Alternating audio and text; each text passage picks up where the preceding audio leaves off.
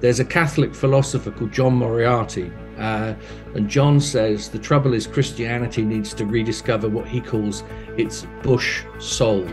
It's undomesticated. It's weird. To remember its weirdness, to remember its essential Christness. There's nothing reassuring about Jesus. That's why I stayed away from him for so long. He was the most radical of all the gods.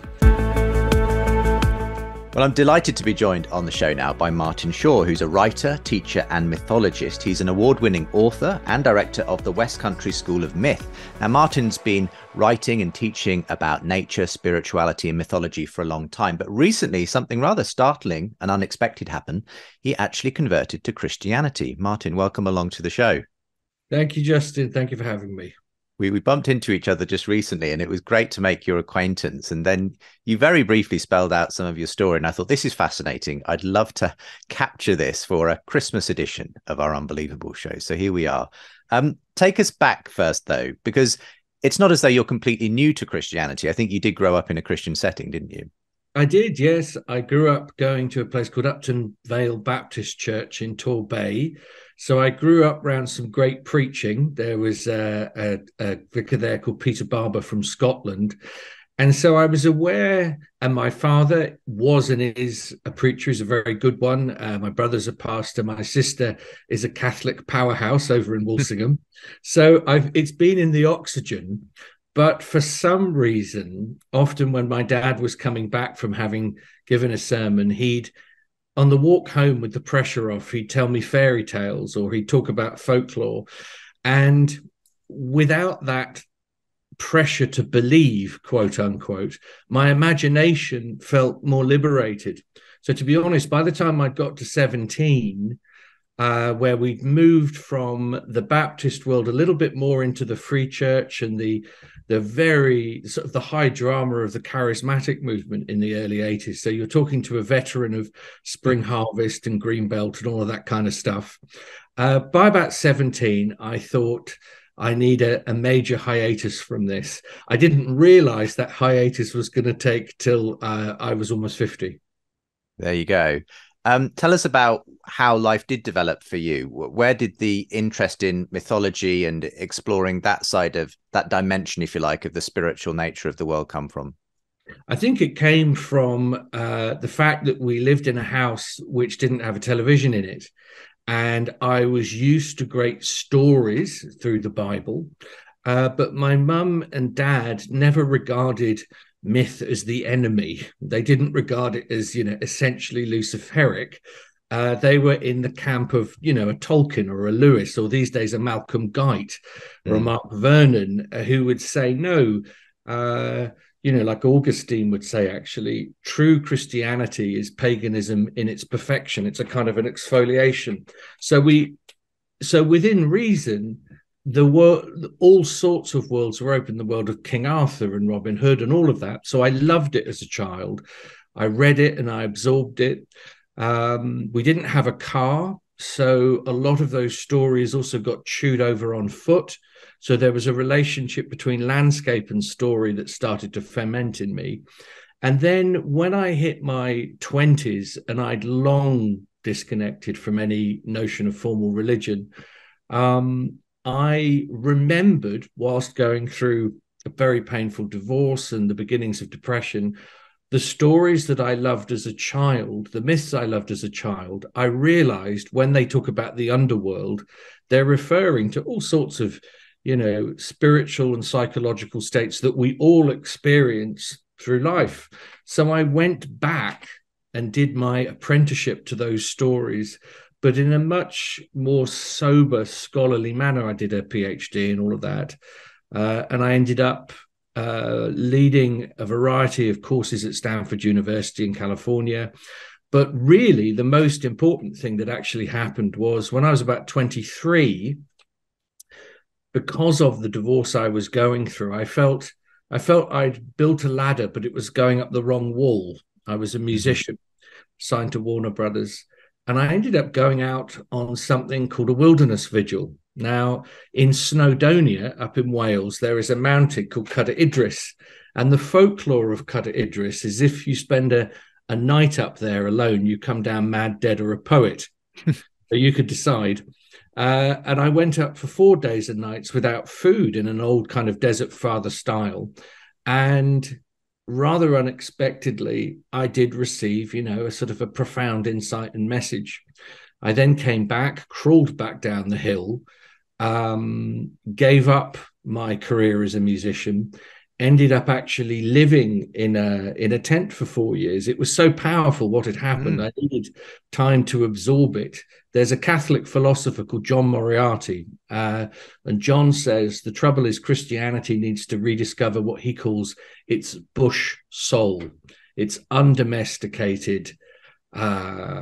It's weird, to remember its weirdness, to remember its essential Christness. There's nothing reassuring about Jesus. That's why I stayed away from him for so long. He was the most radical of all the gods. So that's really what happened. I had a profound experience in nature, and in all honesty, the only language at that point that did justice to what had happened was myth and story. So I became an oral storyteller. I became a teacher, and eventually now I'm best known as a writer. Yeah. I guess then you weren't exactly antipathetic towards Christianity, but it was, if in a sense, one more way of understanding the sort of the vista, if you like, of the way people make sense of life. You will be a veteran now of many baptisms, and sometimes people trot out the same narrative again and again. I would be dead or in jail. I hated God, and this wonderful thing has happened. Now, that's wonderful if that's the case, but it would be disingenuous of me to claim that. I always felt the reality is, to be honest, I'm not sure I've had a conversion experience. I think I just gradually filtered to consciousness. I was a Christian, just a very bad one. I wasn't very good at it. And I certainly hadn't bit some of the deeper moral teachings. So no, I haven't been anti-Christianity. And to be honest, the link between myself and that has been an ongoing 30-year-old conversation with my mother and father, who never said, we think you've lost your mind. They always were interested. They always said, well, what happens next? Tell the next bit of the conversation. So that's really, it's my connection to them and my brother and sister that kept it going. My sister always said there will come a time, probably, when it settles in him, but I didn't see it coming in any way. I would have bet you, Justin, an enormous sum of money, as would have Paul Kingsnorth in his life, that this would never come to pass. Well, I want to bring up Paul Kingsnorth in a bit, because there are so many overlaps between both your stories, and I know you're good friends. Tell us what happened next then, because this is a rather remarkable part of the story. Do you want to tell us about the particular night when things suddenly came into focus? I will. Now, I must warn viewers, this is what you call the signs and wonders element of Christianity. This is out where the buses don't park, and it's not for everybody. It's a kind of Marmite experience, but it happened. This is what happened to me. I had been, because of my background in the thing that I just mentioned, wilderness rites of passage, the wilderness vigil, about 3 years ago, I had visited a local forest for 101 days, and it was the final night. Now, it's hard for me actually to quite remember why I was doing it. The idea really was to go in a kind of typical hermetic way, go sit, be quiet in nature and listen. It's the final night. And I'm right up in the middle of the woods, big woods, 500 acres. There's an Iron Age hill fort in the center. It was very cold. That's what I remember. It was early January. And what I can tell you, Justin, is I know I hadn't been fasting. I had a belly full of food. I'd had a cup of tea. I was grateful that the whole thing was almost over. I wasn't in a remotely elevated frame of mind. I was not quite counting the hours on my watch, but I was in that place. So I'm up there, but it's the end, and I'm giving thanks, and I'm praying in the way that I do at that age or that time. And I find myself saying, and if there's anything anything at all for me to realize at this point, it would be a good moment. And as this is happening, I did something I never normally do. I looked up. If you bear in mind, I'm in a forest. There's a canopy of oaks over me. Normally, I'm looking to the ground, seeing if I can hear the sound of a stag or a fox, which can be very disarming at 2 o'clock in the morning. But I look up, and it's a very deep, dark sky. I think there were some stars, but I suddenly become aware, slightly to the right of my vision, that I can see what looks like a star that's growing very, very rapidly in size. And it's multicolored. It's not that kind of pale starlight we're used to. It seems to be heading rapidly, sort of in the general direction that I'm looking up from. The colors were very much like, I remember the aurora borealis, which I've never seen, sort of greens and purples and whites. And it expands out rather like the shape of a kite, or almost like a firework, or the tip of an arrow. And I suddenly realized this is all happening only over about 10 seconds. I realized that the thing is going to land, not like a UFO, just like some sort of strange phenomena.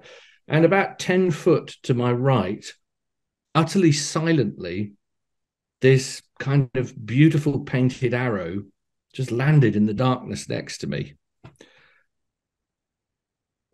What I recall, what's interesting to me, is that it wasn't alarming or frightening, because you could imagine that would be really distressing.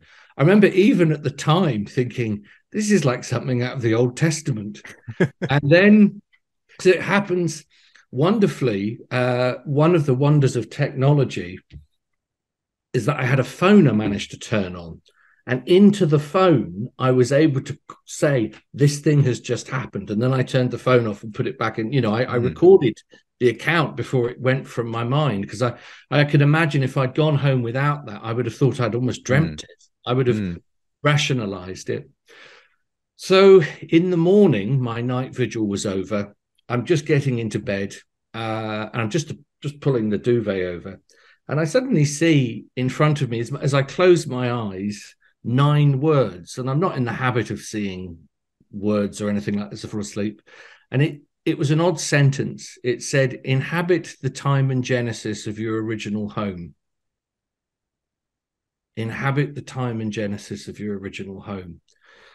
And I remember even at the time being alarmed at the word Genesis. I didn't like that very much. I thought, no. Anyway, to sleep. Now, the next thing that happens is lockdown. Immediately after this, lockdown happens. So I'm actually stuck in the cottage. If only I'd known lockdown was coming, I could have done all of this within it.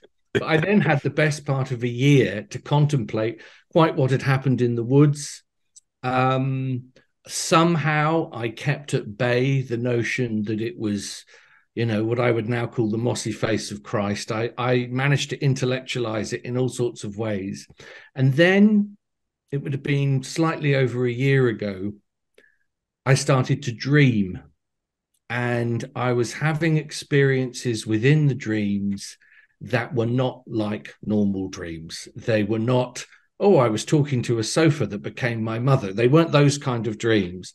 They were dreams where very clear messages were conveyed.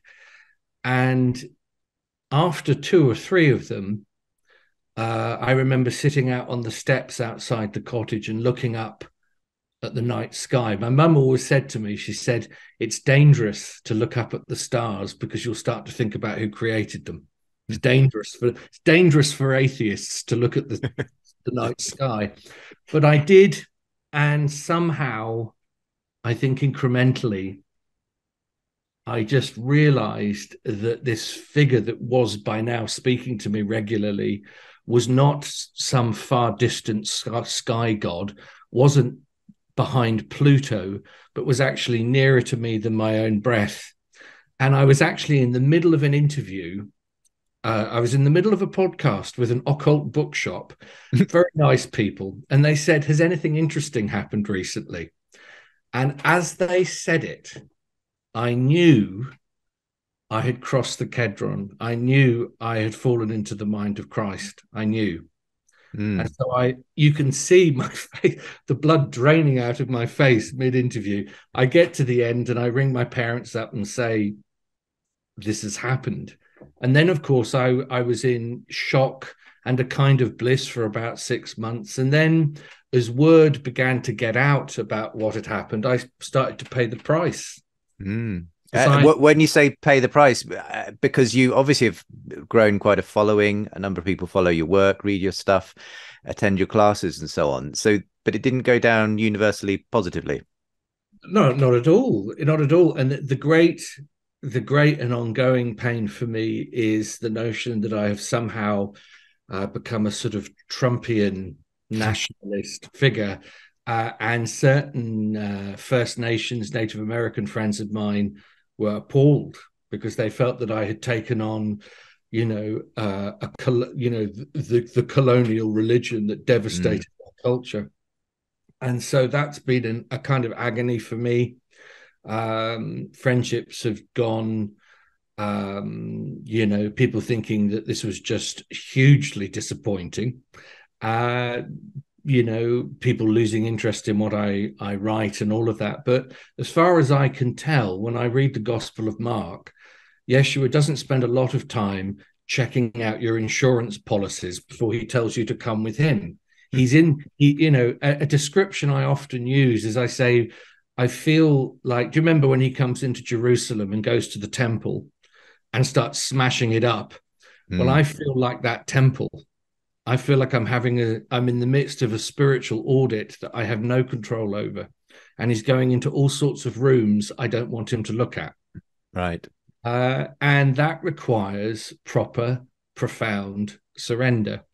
And so for a big, egotistical, middle aged man, it's been astonishingly beautiful and difficult to go down this road.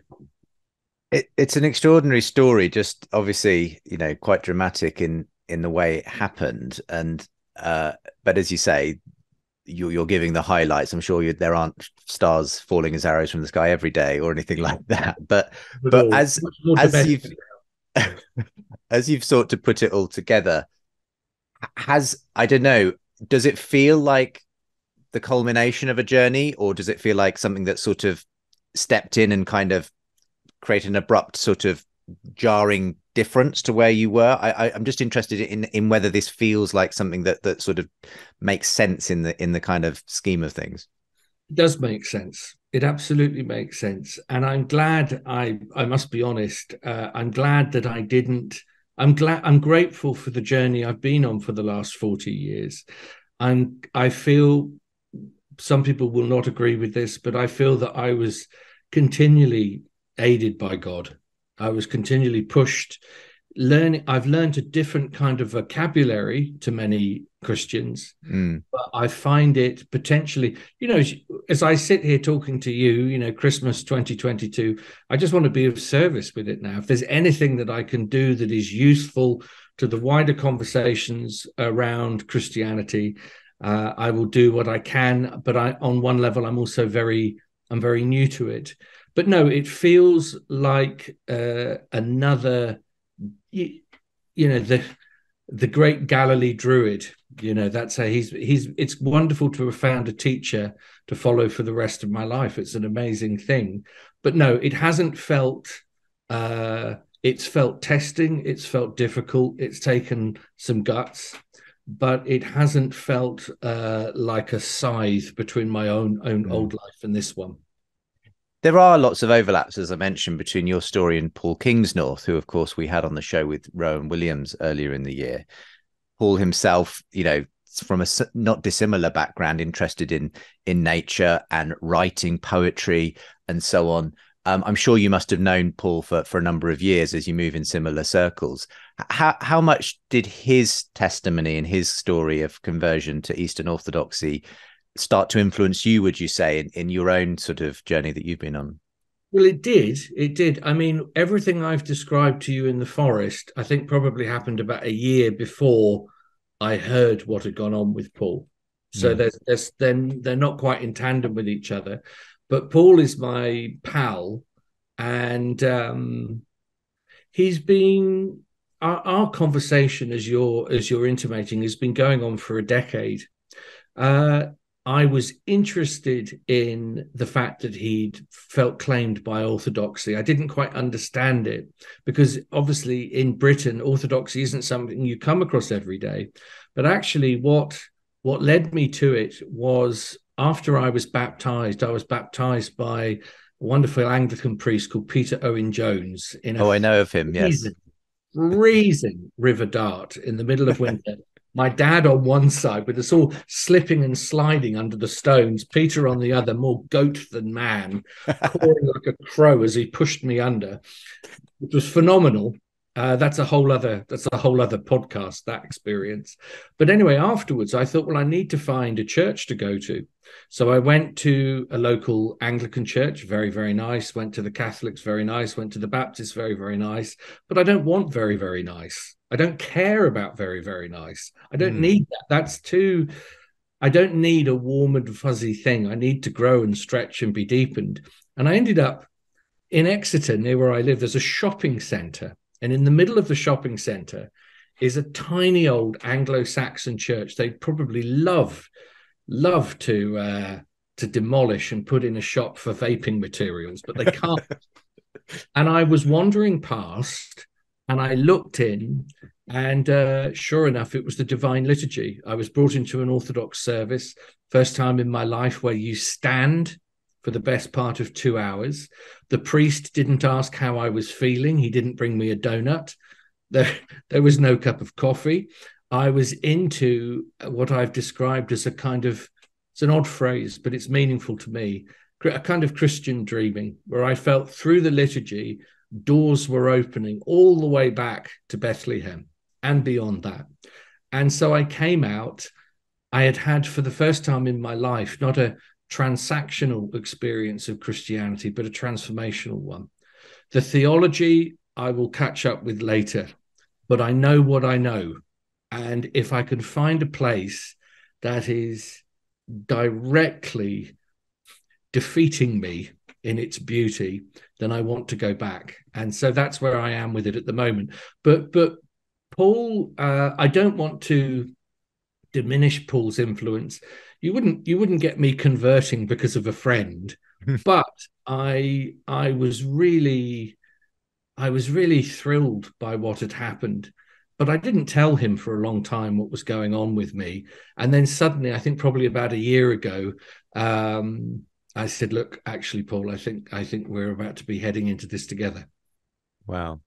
Now, two swallows don't make a summer, but it is interesting that you're both sort of have come from similar-ish backgrounds. And I think a lot of people would class themselves not necessarily as materialist atheists, but spiritual, but not religious types. And I just wonder whether there's something going on in our culture where people are, again, searching for some kind of transcendent meaning. And obviously you and Paul have both found actually one of the oldest stories, the Christian story, is where that meaning is found. What do you think? Yeah, I think you're onto something. I have to say, for me, in the end, Christianity is the last great mystery left in town. It's the one that I really want to deepen into. And I think of writers like Charles Foster, Malcolm Guite, many others, actually, Catherine Bennett, all sorts of people who I've been in touch with. And I wonder, do you think something happened during lockdown? Maybe. I just wonder because I feel I saw Nick. I don't know if you saw it. Nick Cave was on the BBC giving an in-depth interview with Kirsty Wark, and he may not have stated categorically, "I am a Christian," but he did everything but. He said, "Yes, I read scripture all the time. I love going to church. This is where I belong." It's like, okay. So I think there may be something in the air. I saw Mark Vernon give a very good interview with Rupert Sheldrake the other day. Just called The New Christians, exploring. I mean, for me, I have to say that a lot of the Christianity in the West I grew up with, I felt it had lost its contemplative tradition. It had lost its depth. It had lost its connection to the wild. It had lost its connection to the hermits and the saints and the wild old women.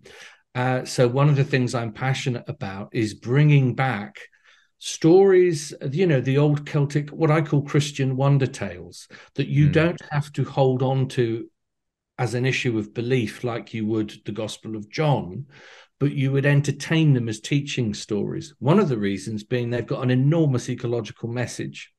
So it'll have happened by the time this comes out, but I'm just off to Ireland tomorrow, where Paul and I, for the first time, will start exploring, the wilder shores of Christianity and start a conversation about where we could all be with it. Wonderful stuff. You're on this journey into the Orthodox Church. Does that involve quite a bit of catechism and things before you get there? Which has just begun, but I do believe the Holy Spirit goes where it will. So you will also find me reading, William Barclay. I love William Barclay. His commentaries on the New Testament are phenomenal. I think he's the Joseph Campbell of late 20th century Christianity. And I grew up in a house of people like David Pawson and Spurgeon and Sangster and Martin Lloyd-Jones. So I read across denominations, I'm afraid, but there's just something about the liturgy itself that has taken it curates my mythic heart very, very well. Yeah, interesting. It's been such a pleasure to just hear your story, and I do see this as part of what I see as quite an exciting wave of people starting to reconsider and recapture the heart of Christianity. There are many others that we could name, I think, alongside you and Paul and others. Just as we finish then, Martin, as we approach Christmas, what will Christmas mean for you this year with your, recent events and life experience in the background? I mean, first of all, as a Orthodox, we celebrate the date's slightly different. It's of course January, but I mean, it's just wonderful for me. It's absolutely wonderful. We're building up now for the Advent period. I think of a baby born within the glow of animals. I think of what kind of God chooses to be born as a human child who immediately has a death sentence on his head. What kind of God? That's not a Zeus move, I can assure you. I'm just immensely touched by that story. And as far as I can tell, the early Christians, the things that they really had in their favor, it's not necessarily dazzling apologetics, it's lifestyle and story. That's the thing that was so different and so radical about them. And so I will be with my family over in Norfolk, actually. I'm going to try and drag Malcolm Guyting because we're going to be at Wolseley. Who knows? Maybe we could get Rod Dreher there as well because he's become a friend. It'll just be a time of thanks and loving those tales. My favorite bit, and I'm sure many people watching this will agree. Do you remember when Mary goes to Elizabeth and the baby kicks? Yes. There's just something in that I find really thrilling, and I hope something wonderful gets born in all of us this Christmas. Amen to that. Thank you so much for being my guest on the show. It's lovely to hear your story, Martin, and a very happy Christmas to you. And to you, Justin. For more conversations between Christians and skeptics, subscribe to the Unbelievable podcast. And for more updates and bonus content, sign up to the Unbelievable newsletter.